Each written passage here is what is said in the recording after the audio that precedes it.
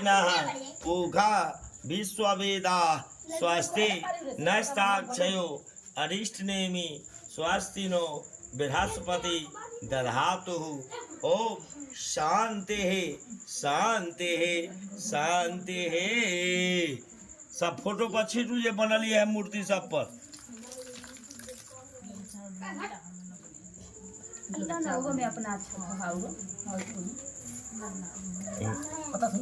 हाथ में अच्छा फूल पान सुपारी द्रव्य लेकर संकल्प करूं। फोटो खींचे बोलते हो ना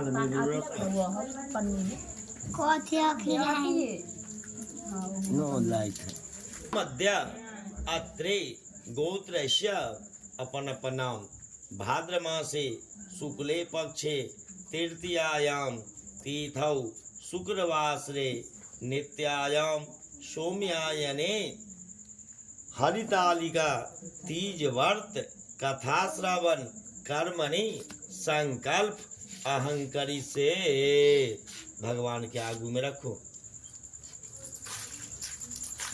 कलसा में पैसा सुपारी रखो।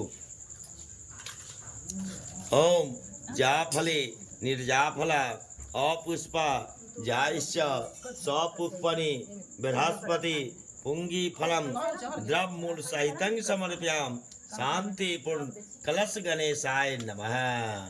कलसा में चंदन लगा 5 जगह।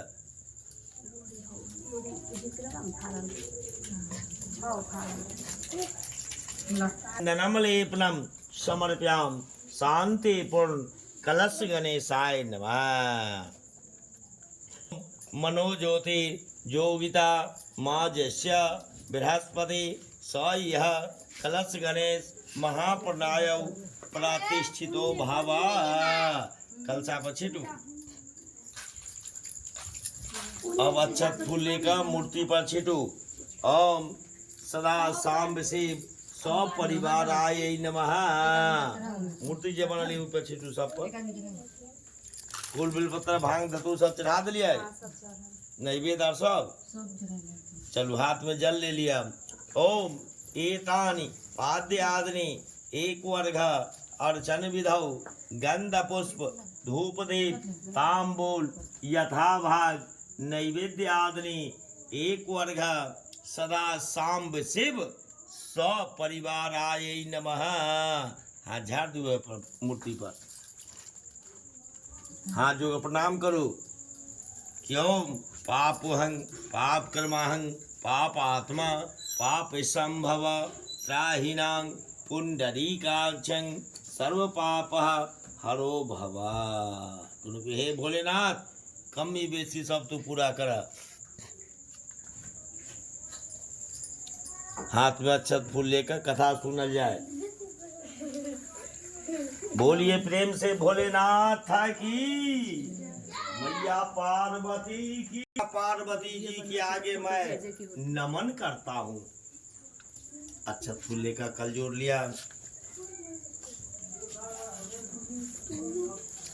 मन भावन कैलाश पर्वत के शिखर पर बैठे हुए पार्वती जी कहती है कि हे परमेश्वर आप हमें कोई ऐसा अनूठा गुप्त व्रत या पूजा मंत्र बताएं जो सब धर्मों की अपेक्षा सरल हो, जिसमें श्रम भी कम करना पड़े और फल श्रम से अधिक मिले।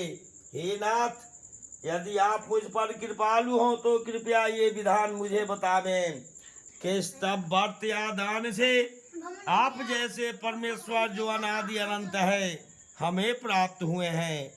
यह सुनकर शिवजी बोले हे देवी मैं तुम्हारे प्रणय में आसक्त हूँ। तुमको एक ऐसा व्रत बताता हूँ जो केवल मेरा है और गोपनीय है।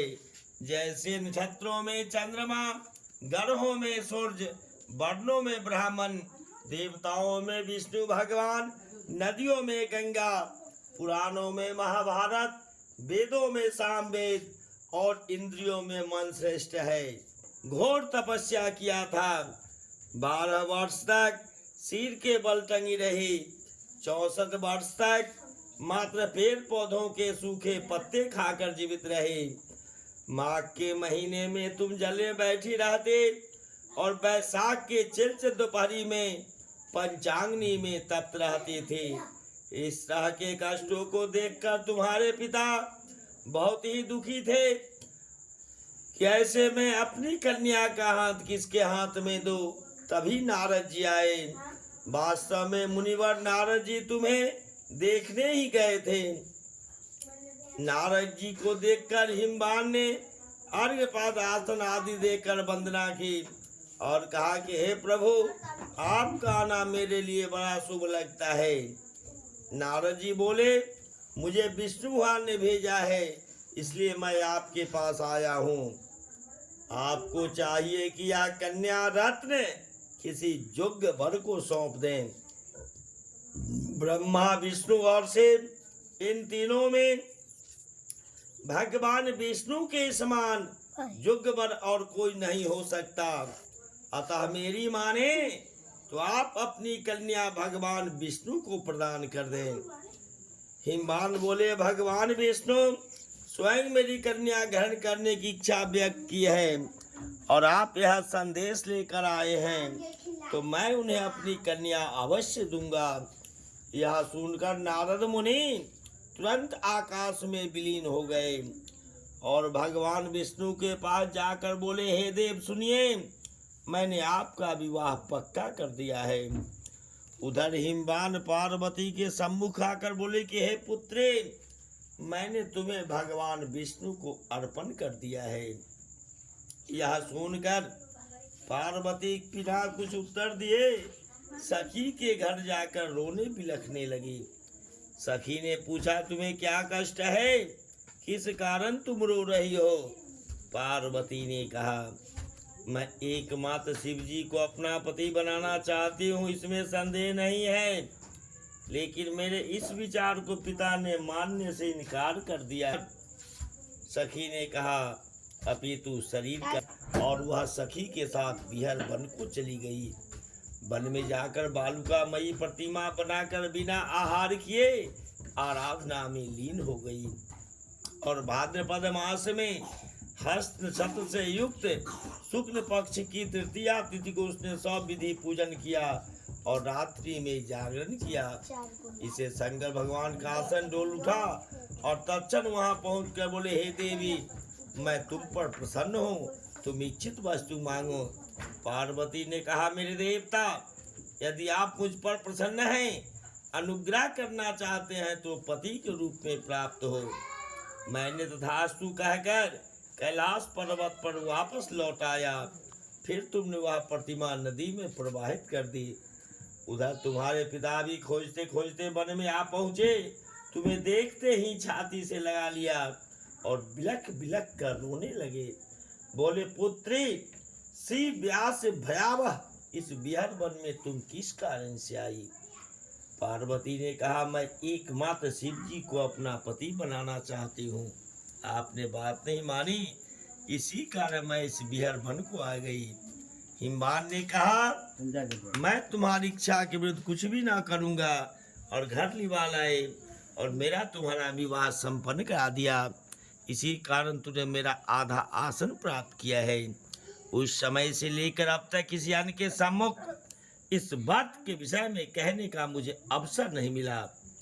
हे देवी, नारी जाति के यथार्थ में यह उत्तम बात को कहता हूँ।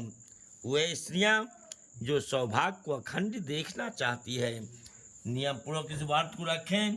सर्वप्रथम केले के स्तंभ से सुसज्जित एक सुंदर मंडप बनवावे, उसमें रंग रंग के रेशमी चादरों से सुसज्जित कर उस ऋतु में जो फल या फूल मिल सके उन्हें विशेष तौर से रखें और पूजन करें और कहें, हे देवों के देव, देवाधिदेव, आपको नमस्कार है, आपको नमस्कार है, आपको बारंबार नमस्कार है। इस प्रकार व्रत करने से मनोवांछित फल मिलता है। लेकिन जो नारी तृतीया की तिथि को व्रत न कर खान पान करती है, वह सदा वैधव को प्राप्त करती है।